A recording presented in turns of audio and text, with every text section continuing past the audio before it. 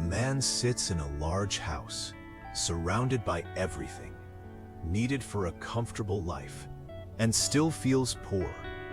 If nothing is missing from his home, what exactly is he reaching for? The thought takes shape quietly. No one in his town should be wealthier than him. Then the thought grows. No one in the entire country should appear as rich as he does. He must become richer than everyone. Most of us recognize the movement, even if we have never said it aloud. A salary rises from 10 rupees to 10,000, then to a lakh. And the mind still asks for more. Land produces more than it once did, yet the question remains, can it yield more? Even a plain chair can reveal how desire works. It is enough until a silver chair is placed beside it. Then a golden one appears. The first chair has not changed. It still supports the body just as well, but the mind has seen something better, and what was sufficient begins to feel like deprivation. This is how desire turns ordinary life into a shortage. The mind does not need to own something before becoming attached to it. Sometimes merely sitting on it is enough to create the thought. If this is possible, what else could I obtain? What we earn through rightful effort is clean. What we try to grab beyond that without effort begins to make the hands dirty. The boundary is not always visible. It moves each time desire says, just a little more. Who truly says, this is enough now? This insatiable longing has a name, Trishna. What is present never satisfies us, while what is absent becomes the object of our longing. The more the mind reaches toward what is missing, the less clearly it can see what is already here. The man had a large house, land, and comfort. He was prominent in his village. Yet when he reached the ocean shore and found a wise sage living, there his first words were, "I am very poor." There was no shortage of physical goods. The poverty was elsewhere. He pleaded for a blessing, a mantra, anything that would make him rich. If someone announced free gifts at 6 the next morning, who would remain for a spiritual discourse? People would rush toward the gifts. The instant greed appears, wisdom is forgotten. The sage did not argue with him. He simply said, "Come tomorrow morning, from sunrise until sunset. Collect the smooth pebbles scattered along this shore. Bring them to me before the sun sets, and I will turn every pebble you gather into a precious gem." The man could hardly contain his joy. Each gem, he imagined, would be worth lakhs. With 12 hours before him, he could gather a mountain of pebbles and become famous for his wealth. He arrived early the next morning, unwilling to waste a minute. The sage repeated the instruction, "Begin now, but whenever you feel you have collected enough, return to me." At that moment, everything you have gathered will be transformed. The man walked to the shore and began picking up the smooth stones.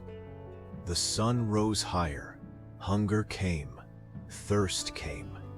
The heat settled over his shoulders. He noticed none of it. He kept gathering.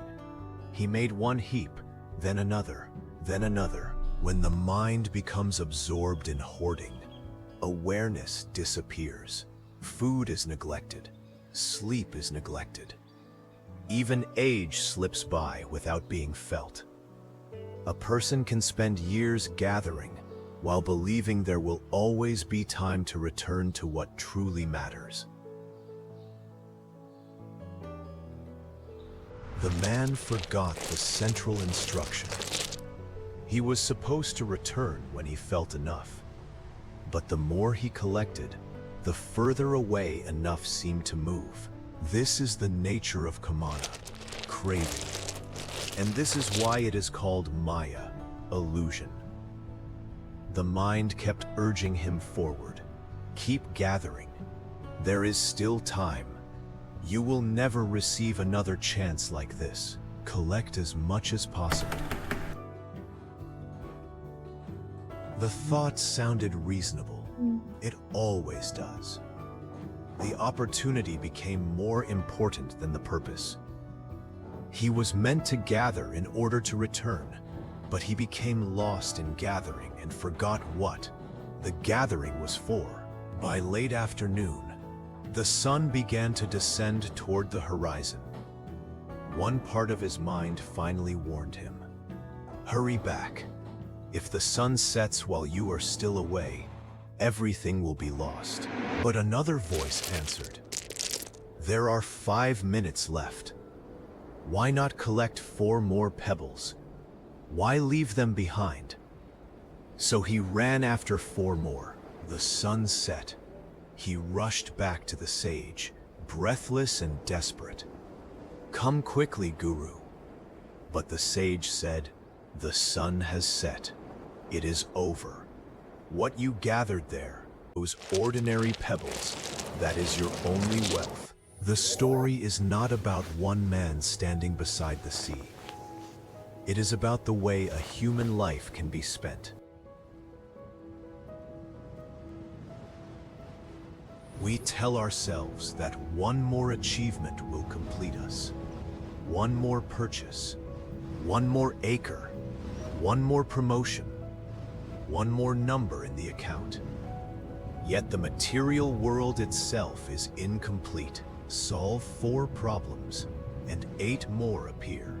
Sweep the dust from one side, and the wind carries it back to another. How much of the world can anyone finally put in order?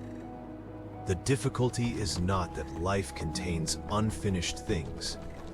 It is that we keep expecting unfinished things to produce a finished feeling. We keep gathering, waiting for the moment when the mind will finally say, enough. But that moment does not arrive through accumulation. The man on the shore did not lose everything because he gathered too few pebbles. He lost everything because he never stopped long enough to return. While trying to complete the world, we may fail to notice the one place where completeness was needed, within. The endless thirst of Trishna stains the inner sense of contentment. This is bhava malinya, the pollution of our inner feeling, the loss of the purity that allows contentment to be felt.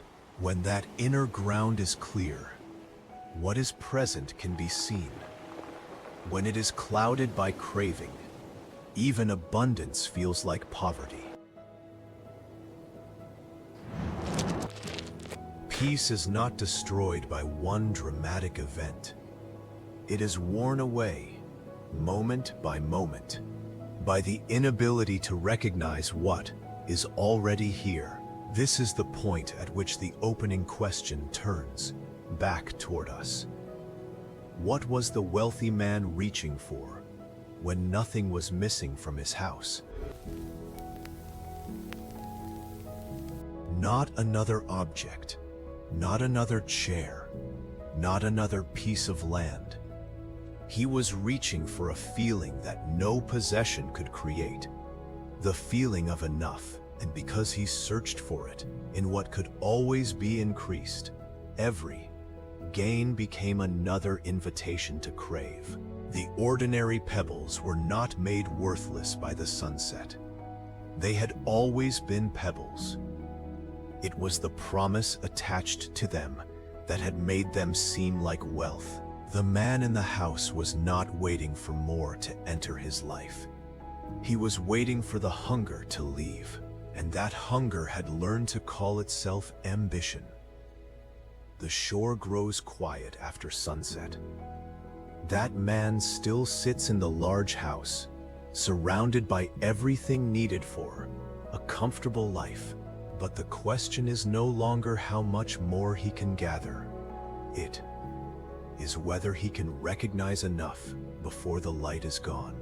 This is the Atma theory. If these ideas resonate with you, join us on this journey. Clear mind, meaningful life.